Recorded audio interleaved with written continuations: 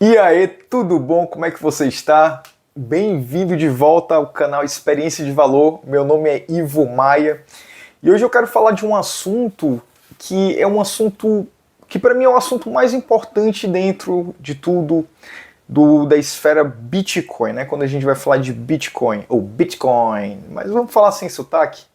Vamos falar aqui mais abrasileirado, né, na nossa língua. Vamos ter intimidade com Bitcoin.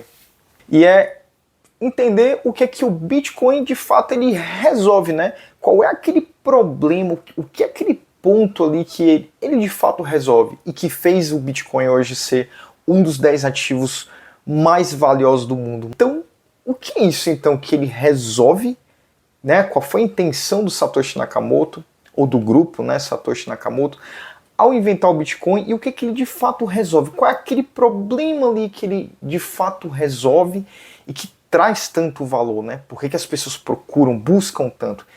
Porque a partir desse problema que ele resolve uma derivada de outros problemas, um monte de outros problemas que vêm e que são ligados muitas vezes a esse problema que o Bitcoin resolve e que faz com que as pessoas vejam muito valor no Bitcoin. E é disso que eu quero falar hoje. E para falar desse problema, um ponto principal aqui para a gente entender é começar por uma pergunta. Eu acredito que as perguntas são uma das coisas mais importantes que a gente tem na vida, né? Boas perguntas levam a gente a boas respostas e essas respostas vêm de bons caminhos que a gente vai seguir, que a gente vai estudar, que a gente vai percorrer.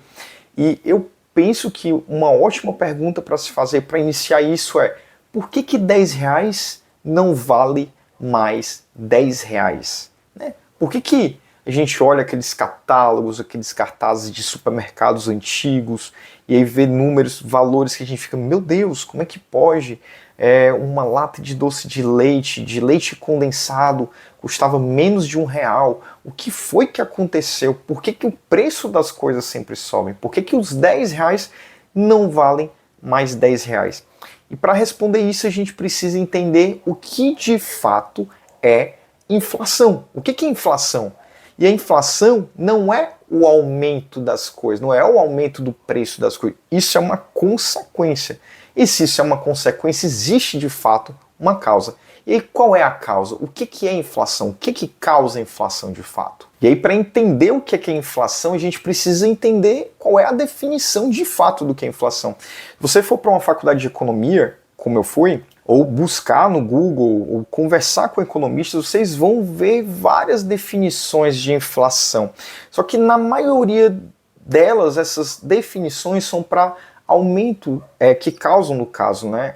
Causam, né, tem como consequência aumentos temporários de preço. Então, quando a pessoa fala inflação de demanda, inflação de oferta, inflação inercial, e explica esses conceitos, isso tem a ver com geralmente com um aumento temporário. Eu vou dar um exemplo. Por exemplo, teve um caso, né, de Mariana, lá do rompimento da barreira da Vale aqui no Brasil, e foi reportado que a água, uma garrafa de água, né, que normalmente é vendida por R$ 2 em muitos lugares, né, comercialmente, lá estava sendo vendida a R$ 90, uma garrafinha de 500 ml. Só que isso é um aumento temporário.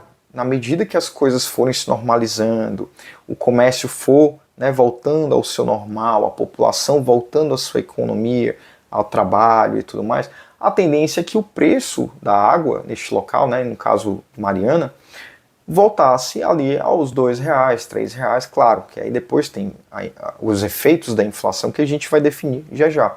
Mas isso, no caso que eu falei, é um caso de inflação de oferta, né? A oferta ficou, cara, muito baixa, ninguém estava conseguindo fazer a logística de água para lá, a demanda muito grande, preços foram para estratosféricos, né? Cresceram bastante. Só que isso é uma consequência temporária. E quando a gente fala de inflação, e melhor, quando eu falo de inflação, e a maioria das pessoas dentro, né, do círculo do Bitcoin, os bitcoinheiros, pessoas que já entenderam o Bitcoin melhor e tudo mais, quando fala de inflação, é a inflação na definição da economia austríaca. Inclusive os economistas austríacos, eles dão uma definição muito melhor, uma definição que de fato mostra qual é a causa e consequentemente, consequência, né? O porquê que os preços aumentam. E no caso dos economistas austríacos, a definição é que a inflação é a expansão da base monetária. Vixe, Ivo, expansão da base monetária, pode falar mais mastigado, explicar melhor? Posso. É simplesmente imprimir dinheiro. Quanto mais dinheiro tiver em circulação na economia, menor é o poder de compra deles. Logo, menos coisa vai conseguir comprar. Logo, consequentemente, o que é que acontece com o preço das coisas? Aumenta. Vai precisar de mais dinheiro para poder comprar o mesmo produto, a mesma quantidade de coisas que se conseguia antes, né, de ter esse dinheiro novo impresso e jogado na economia. Lembra que o dinheiro, no final das contas, ele também é um produto, né? Ele está ali competindo com outros produtos no mercado. Então, se você acaba colocando na economia muito mais dinheiro, tem muito mais dinheiro ali batalhando pelo mesmo produto, a tendência é que o preço, né, daquele produto aumente. Mas essa consequência do aumento de preço se deve à maior quantidade de impressão de moedas, de dinheiro em circulação na economia. O poder de compra. É muito mais fácil falar em poder de compra do que preço, porque o aumento ali vai ser consequência da diminuição desse poder de compra. E a diminuição desse poder de compra é por causa da expansão da base monetária, ou seja, da maior impressão de dinheiro, da maior quantidade de dinheiro em circulação da economia. Eu acredito que eu consegui deixar bem claro isso da inflação. Basicamente é isso. Assim, de forma simples, de uma explicação bem simples mesmo, é isso. Então, quanto mais dinheiro é colocado na economia, menor é o poder de compra desse dinheiro. Então vai precisar de mais dinheiro para comprar as mesmas coisas que comprava antes. E isso é uma explicação que não era tão comum e nem era tão simples de dar, eu te digo, já na década de 90, anos 2000 para trás, porque isso era uma informação que não era tão difundida. E é tanto que muitas vezes eu tenho certeza que você que está aí do outro lado perguntava para o pai, para a mãe, poxa, por que é que os preços das coisas aumentam? Por que é que as coisas ficam cada vez mais caras?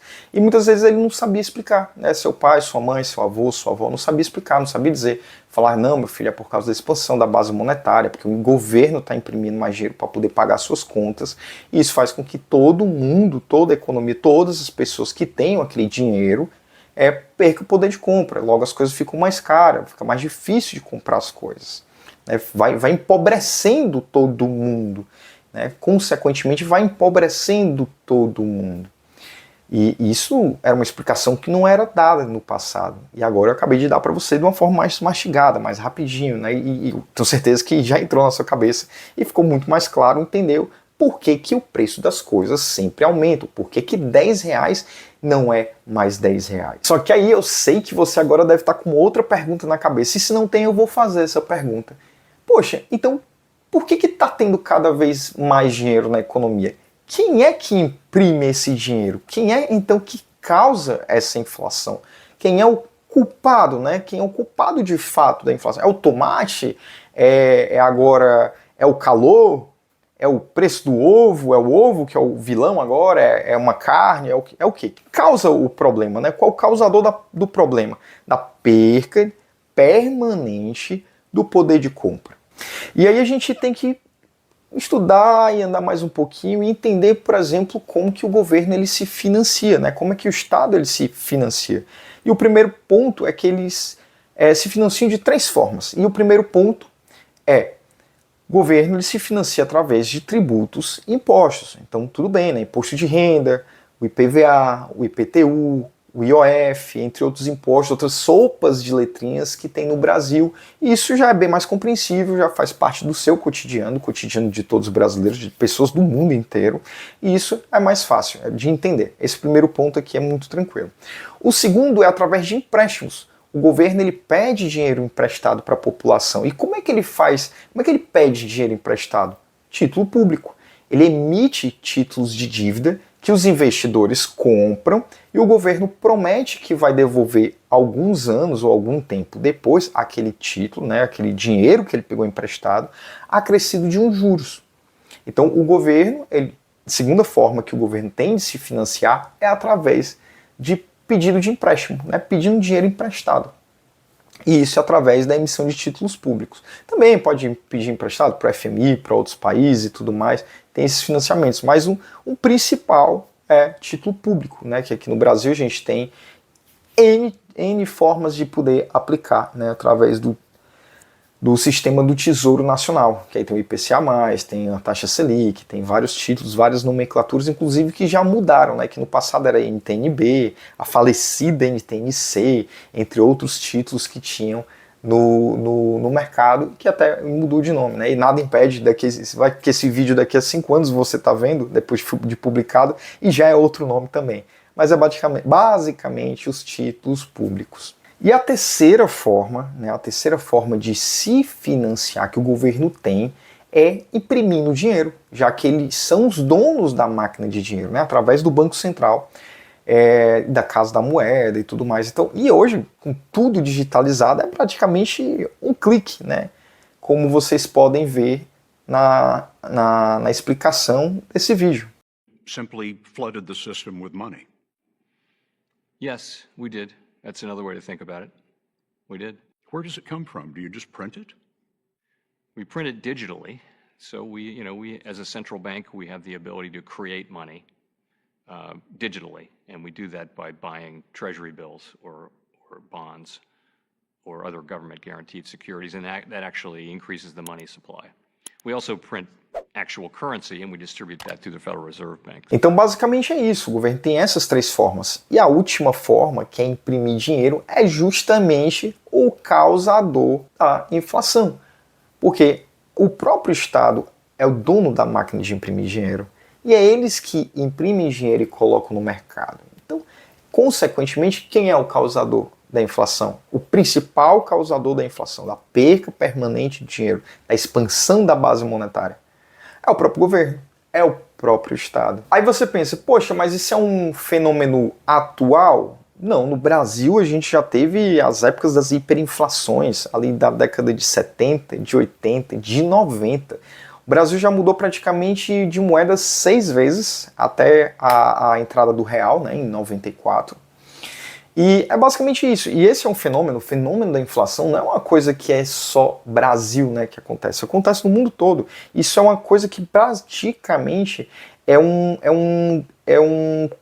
efeito, é uma consequência do próprio design da moeda, do próprio design do dinheiro fiduciário, que é como a gente chama o dinheiro mesmo, o dinheiro do Estado, né, o real, o dólar, o iene, o won, né, lá na Coreia do Sul, o euro na Europa, entre outras moedas que existem no mundo. E isso é um efeito que tem em todas as moedas, é por design isso acontece. Existe essa diminuição do poder de compra. O que muda muitas vezes é a velocidade com que isso acontece, né?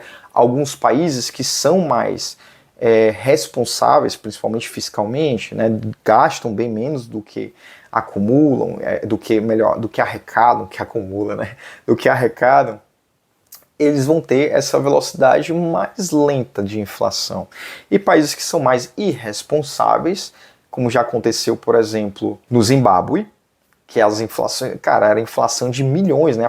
A nota de $1 trilhão zimbabueanos, né? Uma coisa que aconteceu muito recentemente na história da humanidade. E aqui no Brasil também já tivemos inflações aí acumuladas de 4.000% em um ano só. Então, isso são consequências da expansão da base monetária, da impressão de dinheiro.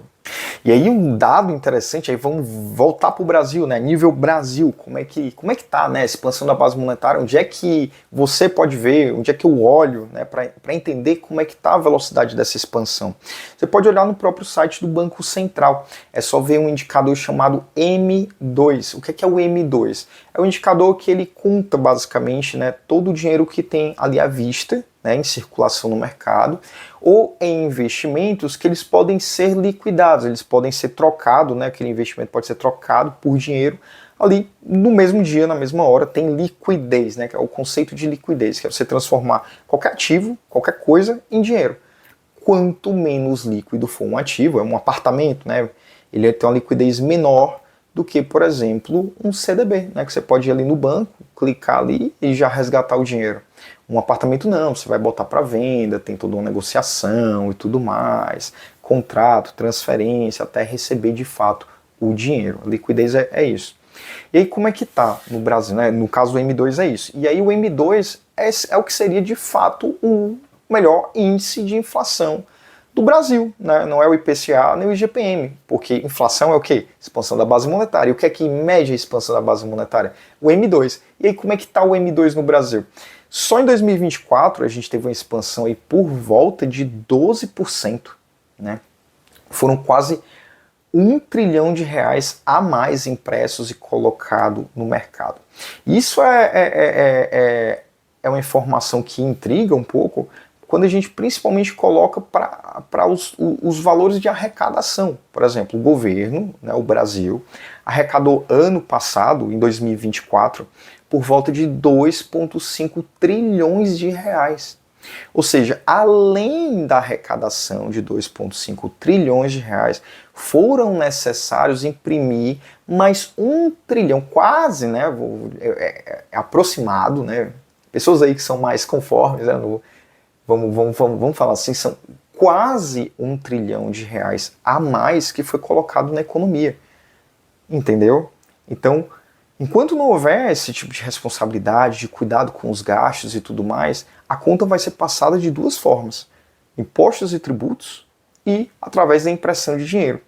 O problema é que a impressão de dinheiro, que aí no caso gera a inflação, ela atinge todo mundo, e principalmente as camadas que são mais pobres, porque ela não tem como se defender, ela não tem como, por exemplo, ganhar um dinheiro ali que ela consiga gastar menos, ter uma economia, poder aplicar, investir, colocar em ações, adquirir bitcoins, adquirir outros ativos, entre outras coisas, para poder se proteger. Então, todo ano ela está perdendo, está diminuindo o poder de compra, está comprando cada vez menos coisas. O supermercado, os alimentos vão diminuindo a qualidade, ou quando não diminui a qualidade, diminui a quantidade, que é o efeito de reduflação. Então, a vida como um todo ela vai piorando. Isso é uma coisa que é absurda quando a gente vê em termos práticos, né?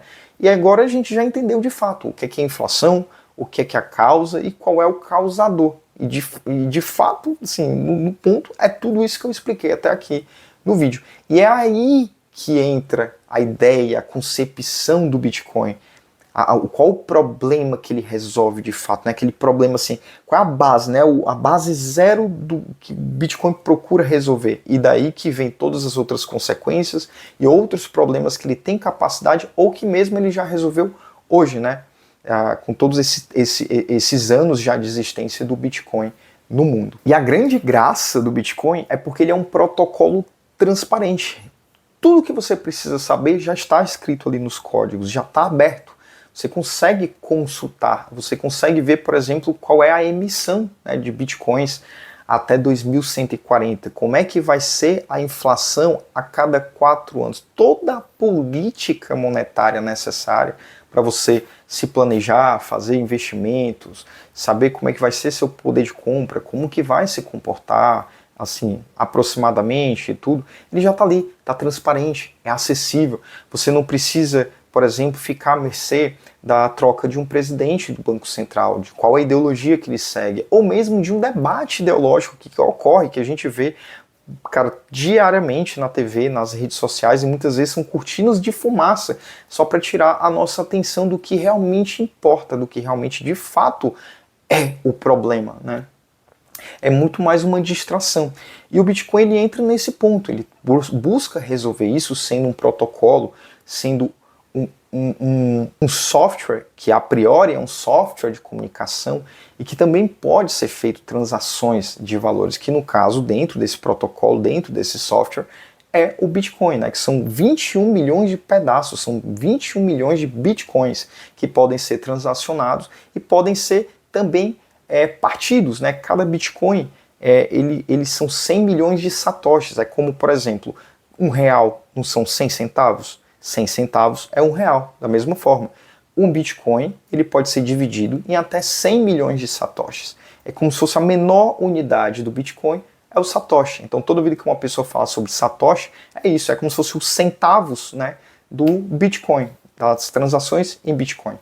E isso é muito legal, porque o Bitcoin ele se propõe a estar ali, a existir, a ser transparente, a não apresentar nenhuma barreira para quem queira participar. Isso resolve um problema enorme no mundo de desbancarização.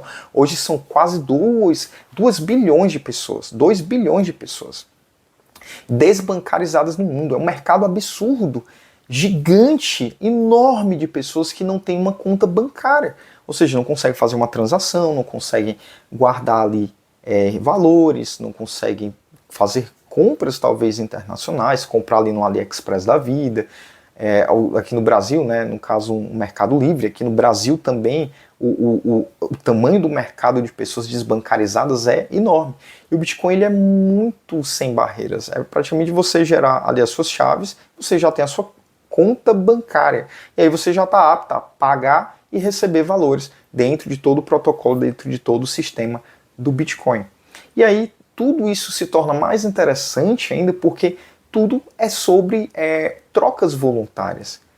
Não tem ninguém te obrigando a aderir ao Bitcoin. Ninguém.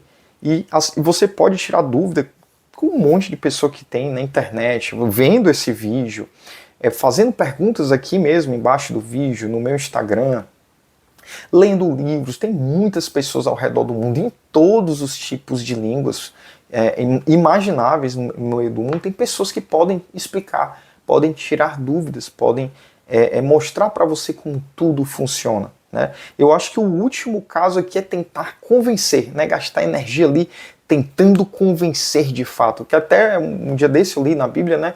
É uma passagem muito legal, que quando Jesus vai chamar os primeiros apóstolos ali dele, ele fala assim, tô chamando vocês para ser pescador de gente. Ou seja, ele mesmo sabia que nem toda vida que jogar ali o anzol, você vai trazer uma pessoa, vai mostrar ali a verdade, vai converter ou qualquer outra coisa. É a mesma coisa, funciona da mesma forma.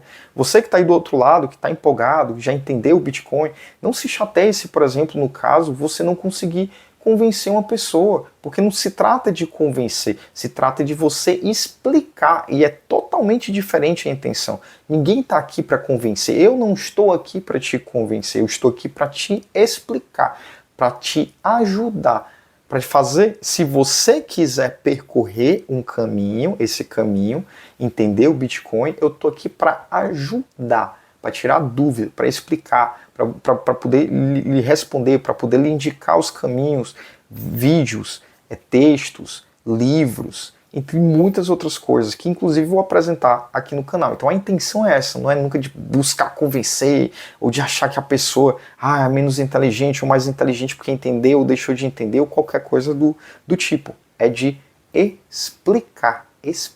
Tudo se resume a explicar, a fazer a pessoa entender. Por quê? Porque o Bitcoin ele é uma coisa que é um protocolo, né? Eu falar dessa forma mesmo, que ele é multidisciplinar, ele é interdisciplinar e ele é transdisciplinar, né? Você precisa às vezes ter entendimento de várias coisinhas ali para poder entender ele como um todo. Mas para entender de fato, já começar assim, o que é o Bitcoin, o que é que ele resolve, por que ele é importante, basta entender a inflação. Como que ocorre a inflação, que é através da expansão da base monetária, e como que o Bitcoin resolve isso, que é sendo um protocolo aberto, está tudo ali já escrito, e que a base monetária dele é fixa em 21 milhões de Bitcoins. É claro, depois vocês vão descobrir na jornada de vocês que a gente nunca vai chegar a 21 milhões, vai ficar 29,99999, aquela fraçãozinha, aquele pozinho, né, de satoshinhos ali a ser emitido.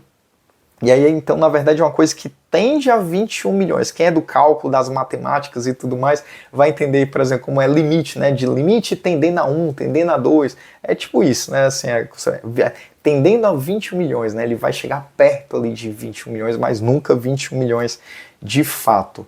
Mas a maior, né, uma das maiores características e mais importantes é exatamente isso. Essa resistência que o Bitcoin tem à inflação, justamente por ele ter uma base monetária fixa em 21 milhões de bitcoins. Isso faz com que aquele efeito da inflação, né, da perca de poder permanente, do dinheiro, né, por causa da expansão da base monetária, não ocorra dentro do Bitcoin, né? E aí ele é resistente à inflação. Esse aí é um termo também que é muito importante a gente entender, porque, como eu falei, existem outros conceitos, né, que podem existir, claro, inflações temporárias por causa de demanda, de oferta, por causa de uma seca, por exemplo, que aí desabastece, né, certos alimentos, uma guerra, entre outras coisas que podem, né, acabar com o fornecimento ali de comida, de produtos e de serviços, entre outras coisas, no mundo, né? Então pode ocorrer essas inflações temporárias, mas a perca permanente do poder de compra, não. Isso aí é um negócio que o Bitcoin, na cerne, né, assim, na base dele, é o que ele procura resolver. De fato, né, aquela primeira semente, a semente do Bitcoin é isso, é resolver esse problema. É o problema do dinheiro. É o problema do dinheiro. E dentro do problema, né, dentro do dinheiro, o problema que ele busca resolver ali mais rapidamente é isso. É ser um dinheiro que ele é resistente à inflação. Inclusive, isso é uma das coisas que muda totalmente o jogo. E é um dos fatores que fazem com que o Bitcoin ele adquira tanto valor, né? Porque basicamente você está competindo várias moedas do mundo, como o euro, o iene, o won, real, o dólar, que estão sendo inflacionadas, né, estão sendo cada vez mais, as suas bases monetárias estão cada vez mais sendo expandidas, e o Bitcoin não, tá ali, um Bitcoin, 21 milhões de Bitcoin, e isso traz uma concepção que é muito comum, né, você escutar qualquer bitcoinheiro falar que um Bitcoin vai ser sempre um Bitcoin é igual a um Bitcoin. Porque, na verdade, o Bitcoin está ali. O que existe são 21 milhões de Bitcoins. E as outras moedas é que estão em relação ao Bitcoin perdendo valor. Não é o Bitcoin que sobe, é todas as outras moedas que estão perdendo valor. E isso é uma coisa que muda todo o jogo, quando você entende isso e tem essa concepção muito clara. E isso é muito interessante, quando você começa a estudar o Bitcoin, começa a entender como ele funciona, começa a entender um pouco mais sobre economia, o que falta, né? Como eu falei aqui, expliquei para vocês, né? O causador do problema, qual é? Qual é a causa da inflação? E aí quando você começa a entender e entra nessa jornada, aí você vê que ao Bitcoin, né, no caso do Bitcoin, buscar resolver esse problema, né, da expansão da base monetária, do dinheiro e tudo mais, ele acaba também resolvendo outros problemas. Como eu falei antes, o caso da desbancarização. É muito simples, é muito fácil você abrir uma conta, né, no sistema Bitcoin e você começar a poder ser apto a receber valores ou transferir esses valores. Eu digo mais, é a receber e transferir esses valores ao redor do mundo. Você pode receber um pagamento de uma pessoa da Finlândia, estando aqui no Brasil. Você pode mandar valores daqui do Brasil para uma pessoa no Japão. E assim, em questão de segundos. E pagando uma taxa que é a taxinha da rede, né? Você não vai pagar outras taxas, como por exemplo, imposto de operação financeira ou outros impostos que possam existir, né? Possam ser inventados. Você vai ter uma taxa que é a taxa ali de manutenção da rede, né? Para que tudo isso, toda essa tecnologia, ela consiga rodar, ela consiga existir. Né? Que muitas vezes a pessoa pode falar, mas o Pix é de graça. Não, não é. Ele é mantido por impostos, por tributos, por impressão de dinheiro, por empréstimo de dinheiro. Né? E custa caro e tudo mais. Então, quando a gente entende isso, assim, cara, explode uma coisa na nossa cabeça. É uma outra visão de mundo, é uma outra concepção, é outra coisa que a gente vai entendendo. E isso eu estou falando da rede Bitcoin, a Bitcoin on-chain. Depois vocês vão começar a entender que existem outros sistemas que foram feitos tendo o Bitcoin como base, como o caso da Lightning, que você pode fazer transferências ali em milésimos de segundo, em segundos mesmo. É como a Lightning, ele é o Pix dentro do Bitcoin. É para você fazer ali transferências muito rápidas e pagando assim uma taxa irrisória. É que assim, é irrisória, tende ali a zero mesmo, uma coisa que não custa basicamente quase nada, é irrisório mesmo. É para usar ali para fazer pagamentos instantâneos, rápidos, muito baratos, mas também tem algumas trocas, né, que são feitas de segurança e tudo mais, que também cabe um vídeo específico só para explicar sobre isso, mas existe, já está resolvido, já existe, qualquer pessoa pode agora pegar o celular, baixar um aplicativo chamado Wallet of Satoshi, colocar alguns satoshis ali, ir para um restaurante e se lá aceitar, né, Bitcoin, aceitar os seus satoshinhos, fazer ali o pagamento do prato ali em segundos, coisas rapidíssimas, né? E você também, que é empresário aí do outro lado, pode começar a aceitar Bitcoin, cara, em coisa de minutos você configura uma forma de pagamento ali bonitinha no seu tablet, no celular, com todas as proteções, que também vai ser um vídeo à parte feito sobre isso, né, explicando como que uma empresa ela pode receber ali bitcoins para o pagamento dos seus produtos e serviços no mercado. E isso é muito interessante, isso é uma coisa que acaba dando muita curiosidade e faz com que a gente procure, busque estudar um pouco mais, cada vez mais sobre o Bitcoin. E é por isso que eu resolvi falar muito mais sobre o Bitcoin aqui nesse canal. E justamente por isso, porque o Bitcoin, ao buscar resolver o problema do dinheiro, ele consequentemente acaba resolvendo dezenas de outros problemas, ou ter a possibilidade de possivelmente, né, também resolver outras dezenas de outros problemas. E isso é que faz com que o Bitcoin também, né, acabe tendo ali um valor muito grande como ativo. Inclusive, entrou na lista dos 10 ativos mais, né, de maior valor do mundo, hoje chegando aí na casa de 1,5, 1,7 trilhões de dólares, agora, nesse momento que eu estou falando aqui, hoje, né?